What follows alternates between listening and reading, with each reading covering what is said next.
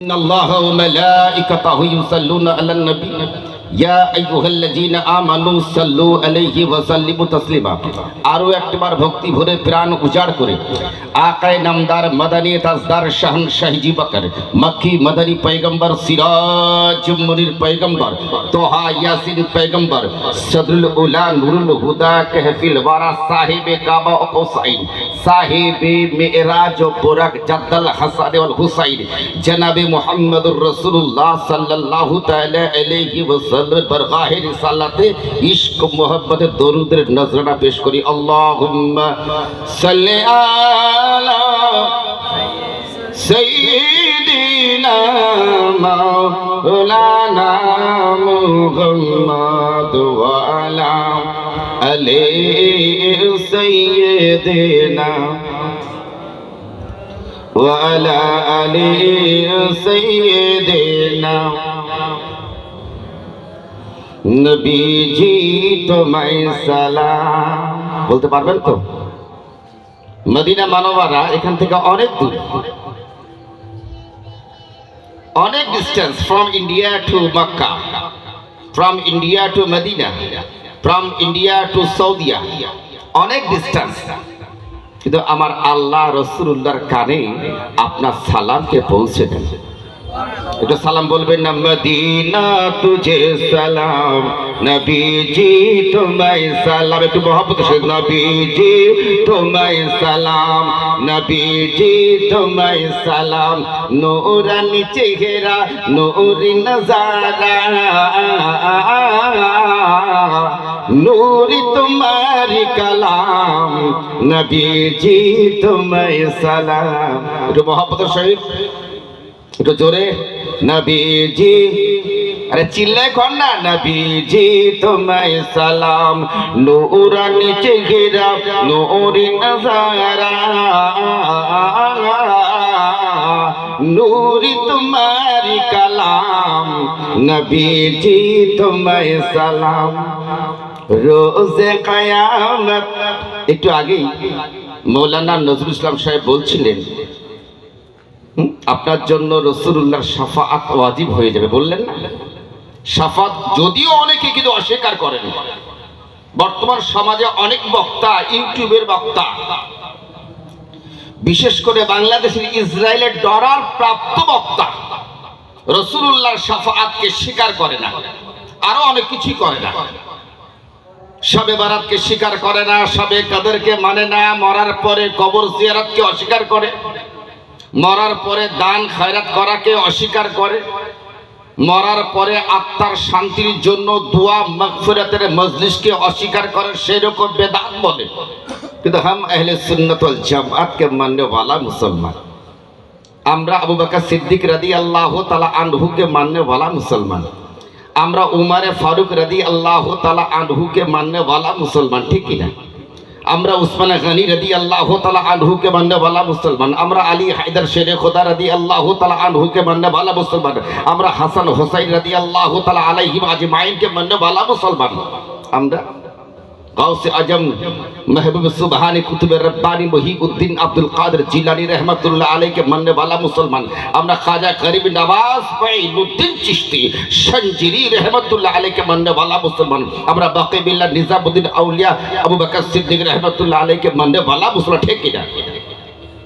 আমরা বিশ্বাস করি, কারণ আমাদের ইমাম ইমামে আজম নুমান বিন সাবিত, ইমামে আজম আবু হানিফা रहमतुल्लाह अलैहि স্পষ্ট তার ফিকার কিতাব কালামের কিতাব ইলমুল আকাইদ ইলমুল কালামের কিতাব ফিকে আকবারের মধ্যে লিখছেন শাফাআতুল আম্বিয়া হাক্কুন, নবীদের শাফাআত এটা হলো সত্য। চিল্লায় কর সুবহানাল্লাহ।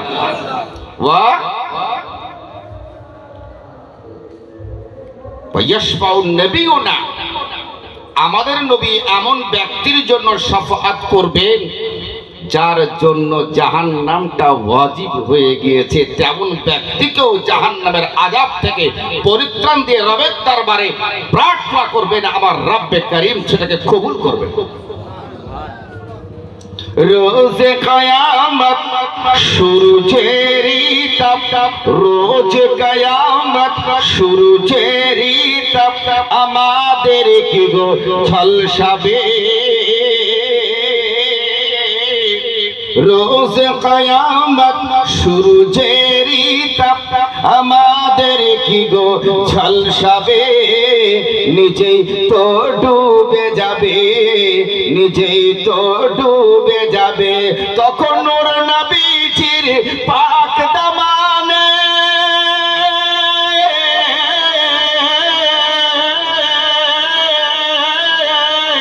তখন নূর নবীজির পাক দামানে করিব সবই আরাম। নবীজি তোমায় সালাম, নূরানি চেহারা নূরি নজারা, নূরি তোমারি কালাম। নবীজি তোমায় সালাম।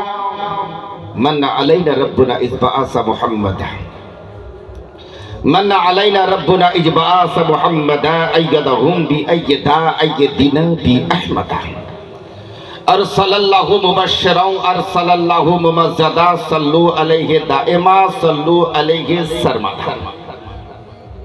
কোটি কোটি প্রশংসা, হামদ, তারিফ, স্তুতি, গুণকীর্তন সেই মহান রব্বুল আলামিনের জন্য, যিনি অক্ষয় অব্যয় অনন্ত অনাদি প্রতিপালক, সংহারক, সৃষ্টিকর্তা, মৃত্যুদাতা, গোটা বিশ্বের সৃজনকর্তা,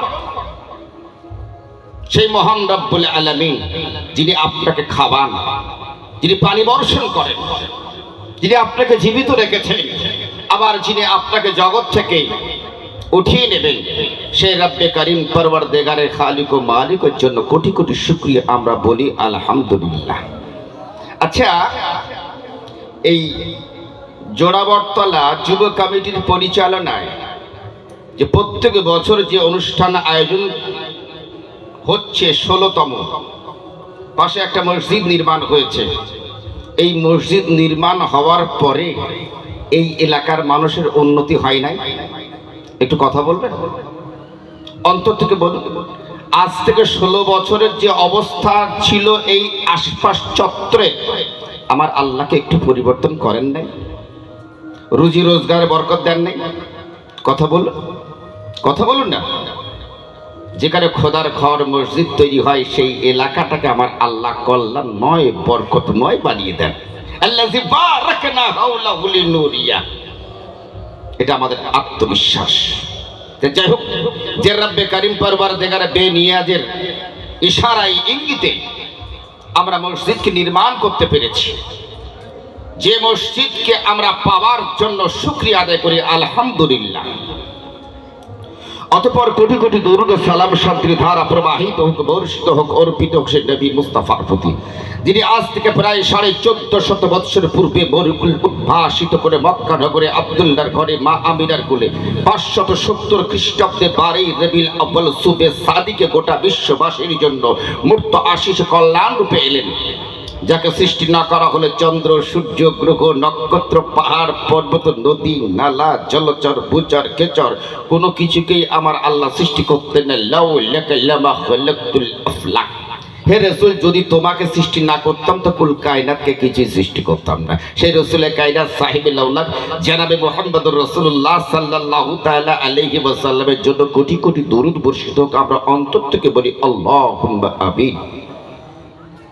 অতঃপর আজকের সভার সম্মানীয় সভাপতি তৎসহ এই মসজিদের যোগ্য, বিজ্ঞ, দক্ষ খাতিব জনাব হযরত মাওলানা নজরুল ইসলাম সাহেব, আজকের মঞ্চের প্রধান অতিথি জনাব মুফতি আসাদুল্লাহ সাহেব, আমার স্নেহধন্য জনাব আতিয়ার হাফিজ কারি আতিয়ার রহমান, যিনি আজকের জলসার সম্মানীয় সঞ্চালক, সর্বোপরি আমার অত্যন্ত অগ্রজ অনুজসম ডাক্তার সাহেব, এলাকার তরুণ যুবক, সম্মুখ উপস্থিত বয়োজ্যেষ্ঠ, বয়োকনিষ্ঠ, আবাল বৃদ্ধ, কচি কাঁচা, বিশেষ করে পর্দার অধীনে থাকা মা ও বোন সকলকে জানাই আরও একটিবার ইসলামিক অভিনন্দন।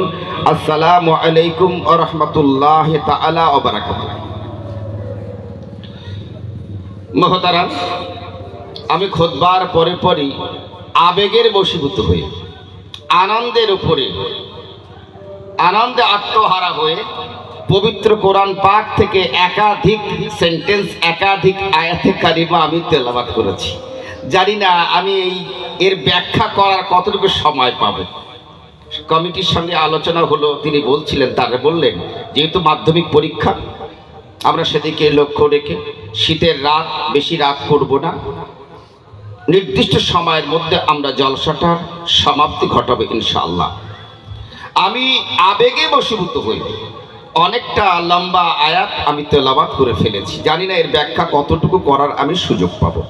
তা যদি আপনারা একটু আমাকে সাহায্য করতেন, এই মজলিসটা সুন্দর করে সাজিয়ে দিতেন, তা হয়তো অল্প সংখ্যক লোক হলেও আমি বলার প্রতি একটু উৎসাহিত হতাম। আসবেন একটু কষ্ট করে, একটু উঠে উঠে সামনেটা ভরাবেন, ভালো লাগছে না, একটু উঠে উঠে এগিয়ে আসুন না। কালমা যিকরে লা ইলাহা ইল্লাল্লাহ, হাত জোর করে বলছি, একটু এগিয়ে আসুন। কালেমা যিকরে লা ইলাহা, একটু এগিয়ে আসুন। কালেমা যিকরে লা ইলাহা ইল্লাল্লাহ, লা ইলাহা ইল্লাল্লাহ, লা ইলাহা ইল্লাল্লাহ মুহাম্মাদুর রাসূলুল্লাহ।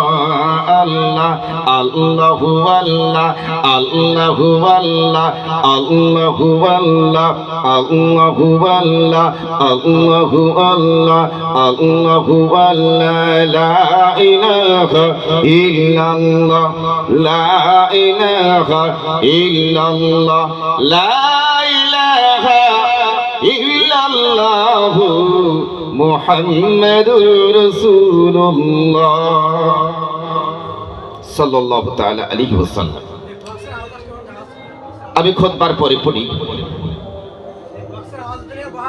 আচ্ছা, তাহলে বক্সটা একটু সরিয়ে দেবেন।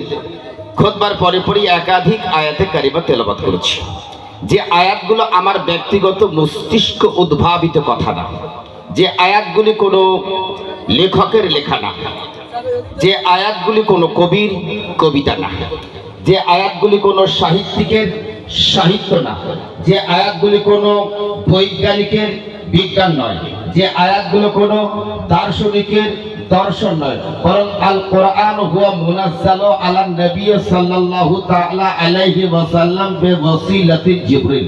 কোরআন কাকে বলা হয়? যে কোরআন আল্লাহ পাক রব্বুল আলামিন তার ফেরেশতা সম্রাট জিবরিল আমিন দ্বারা রাসূলুল্লাহর কাছে পৌঁছেছেন এবং তেলাওয়াত করে শুনিয়েছেন, এটাকে কোরআন বলা হয়।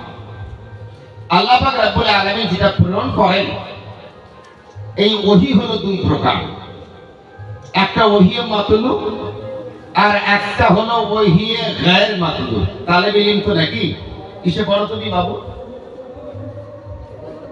কোন ক্লাসে পড়ো? ক্লাস 10। তুমি কিসে পড়ো? তুমি বিএ ফার্স্ট ইয়ার। মাদ্রাসা বোর্ডে পড়ো তো? তুমি মাদ্রাসা বোর্ডে? তুমি কিসে পড়ো? ক্লাস 10। তার মানে তাফসীরে জালালাইন পড়ছো, ঠিক কি না? আমি তাফসীরে জালালাইন পড়াই। আল্লামা জালালউদ্দিন সিউতি রাহমাতুল্লাহ আলাইহি আল ইতকারের মধ্যে লিখছেন যে ওহী হলো দুই প্রকার। ব্যাখ্যাটা করব, তোমার পরীক্ষায় কাজে লাগবে, আর কদিন পরে পরীক্ষা, যে পরীক্ষার্থীদেরও কাজে লাগবে। ওহী হলো দুই প্রকার, একটু বাড়িয়ে দেবে। ওহী হলো দুই প্রকার। আচ্ছা, আপনার আওয়াজ শুনতে পাচ্ছেন? অনেকে নরমাল হয়ে যায়নি তো? ভালো লাগছে? সমস্যা নাই তো? ভালো লাগলে আমারও ভালো। ওহী হলো দুই প্রকার। ওহী কার তরফ থেকে আসে? একটু কথা বলুন। ওহী কার তরফ থেকে আসে? ওহী হলো বার্তা, এই ওহীটা আসে আল্লাহর তরফ থেকে। এই ওহী হলো দুই প্রকার, একটা হলো ওহী মাতলু আর একটা হলো ওহী গায়র মাতলু। ওহী মাতলু বলা হয় যে ওহীটা আল্লাহ পাক রব্বুল আলামিন তার ফেরেশতা জিবরিল আমিন দ্বারা রাসূলুল্লাহর কাছে পৌঁছেছেন এবং তেলাওয়াত, রিসাইটেশন, আবৃত্তি করে শুনিয়েছেন, এটাকে বলা হয় ওহী মাতলু। আর ওহী মাতলুর রূপটাই হচ্ছে আল কোরআন। আল কোরআন হুয়া মুনাজ্জালু আলা নবী সাল্লাল্লাহু তাআলা আলাইহি ওয়াসাল্লাম ফি ওয়াসিলাতি জিবরিল। আরেকটা ভাগ ওহী গায়র মাতলু। ওহী গায়র মাতলু কাকে বলা হয়? এটা ওহী আল্লাহর বাণী। প্রবলেম হলো, ডিফারেন্সটা হলো এটাই, ওহী মাতলু যেটা, এটা জিবরিল আমিন দ্বারা আমার আল্লাহ নবীর কাছে পাঠিয়েছেন, তেলাওয়াত করে শুনিয়েছেন, এটাকে বলা হয় কোরআন। আর ওহী গায়র মাতলু হলো যেটা জিবরিল আমিনকে সাহায্য দেন নাই, জিবরিল আমিনের মাধ্যমকে নেন নাই, বরং আমার আল্লাহ যেটি ডাইরেক্ট রাসূলুল্লাহকে বলেছেন, ইঙ্গিত করেছেন, সেটাই হলো ওহী গায়র মাতলু। আর ওহী গায়র মাতলুটাই হলো হাদিস। ঠিক কি না? ক্লিয়ার? এগুলো বুঝতে হবে। আমার পূর্বের বক্তা মৌলানা হুসেন বলছিলেন যে এখনকার বক্তা তো বিভিন্ন অ্যাঙ্গেলে বক্তব্য রাখেন, জানি না। আমি কোনো বক্তার ব্যক্তিগত সমালোচনা করার জন্য এখানে আসি নাই। আমি আমারটা দেব, ভালো লাগলে গ্রহণ করবেন, ভালো না লাগলে প্রত্যাখ্যান করবেন। তবে জাতিকে নিয়ে, কওমকে নিয়ে, গোষ্ঠীকে নিয়ে, আমার সম্প্রদায়কে নিয়ে ছিনিমিনি খেলার রাইট আমার নাই। আছে যে সমাজকে নিয়ে ওলামায়ে কেরামগণ তথা কথিত সমাজকে নিয়ে, মুসলিম জাতিকে নিয়ে ছিনিমিনি খেলেছে, যার খেসারত বর্তমান প্রজন্মকে দিতে হচ্ছে। আমি আয়াতে কারিমা তেলাওয়াত করছি। কোরআন, যে কোরআনে ৬৬৩০টি আয়াতে পড়া, যে কোরআনে আছে ৩০টি পারা, যে কোরআনে আছে ১১৪টি সূরা, যে কোরআন সম্পর্কে আমার আল্লাহ বলেন যালিকাল কিতাবু লা রাইবা ফি, there is no suspension in this holy Quran. এই কোরআনে বিন্দু পরিমাণ সন্দেহ নাই। একটু মন থেকে বলা যাবে না সুবহানাল্লাহ? There is no suspension in this holy Quran. এই কোরআন কিন্তু কেবল আপনার জন্য অবতীর্ণ হয় নাই। এই কোরআন কেবল আমার জন্য, টুপিওয়ালা, দাড়িওয়ালা, জুব্বাওয়ালা, পাগড়িওয়ালাদের জন্যই কেবল সীমাবদ্ধ নয়। কেন জানেন? কোরআন অবতীর্ণ হয়েছিল মক্কা মুআজ্জামায়। কোরআন কেবল মক্কার মানুষের জন্য সীমাবদ্ধ নয়। কোরআন অবতীর্ণ হয়েছিল মদিনা মুনাওয়ারায়। কোরআন কেবল মদিনার মানুষের জন্য সীমাবদ্ধ নয়। কোরআন অবতীর্ণ হয়েছিল আরবের বুকে। কোরআন কেবল আরবের মানুষের জন্য সীমাবদ্ধ নয়, বরং those who will follow them will be success here and hereafter। কসম খোদার, কোরআনকে যারাই মানবে তাহারা ইহ জগতে পর জগতে কামিয়াব হয়ে যাবে। সুবহানাল্লাহ। ঠিক কি না? वो जमाना मुअज़्ज़ज़ था क़ारी कुरआन बनकर, और हम आज जलील हो आ रहा है तारीख़ कुरआन बनकर। পূর্বের জামানার মুসলমানরা সম্মানিত ছিলেন, মানবল ছিলেন, রেসপেক্টেড ছিলেন কেবলমাত্র কোরআনকে গ্রহণ করার কারণে। আর আজ বর্তমান সমাজের মুসলমানরা অপদস্থ, অবজ্ঞার পাত্র, প্রতিপন্ন হচ্ছে। তার একটাই কারণ, আমরা কোরআনকে দূরে সরিয়ে রেখেছি। অনেকে কোরআন তেলাওয়াত করতে পারি, অনেকে পারি না। অধিকাংশ সমীক্ষা করলে দেখা যায় অনেক মা বোন কষ্ট করে হয়তো কোনো এক সময় কোরআনটা ধরেছিলেন, কিন্তু সময়ের অভাব, কর্মব্যস্ততার জন্য তারা কোরআনটা এমন এক জায়গায় রেখেছে যেখানে প্রায় 14 কেজি ধুলো বালি ঝুল পড়ে গেছে। ঠিক না? এই কোরআন ঝুলে ভরানোর জন্য নয়, কোরআন তেলাওয়াত করার জন্য।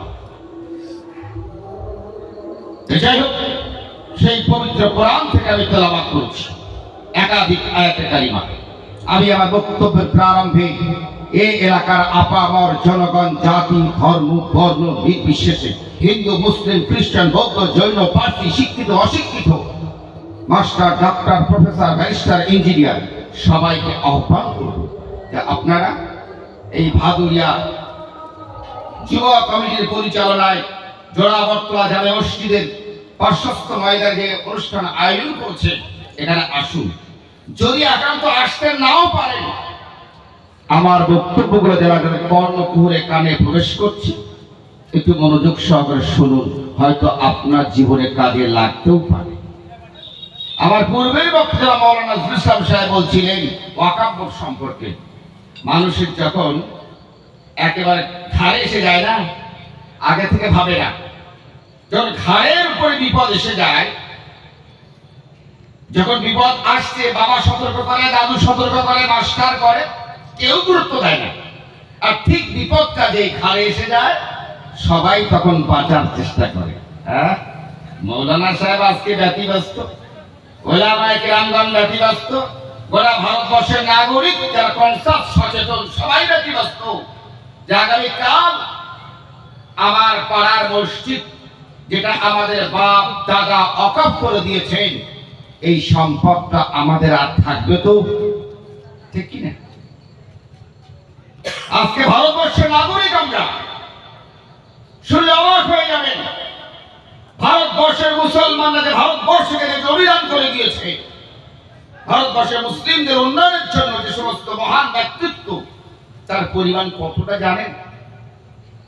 সেই জমিগুলো এক জায়গায় করলে একটা পাকিস্তান যা আছে এরকম আরো 1.5 খানা পাকিস্তান তৈরি হয়ে যাবে। 9 লক্ষ একর। কত বললাম? 1 একর ইজিক্যাল টু 3 বিঘা। 1 একর সমান সমান 3 বিঘা। ভুল বললাম না তো?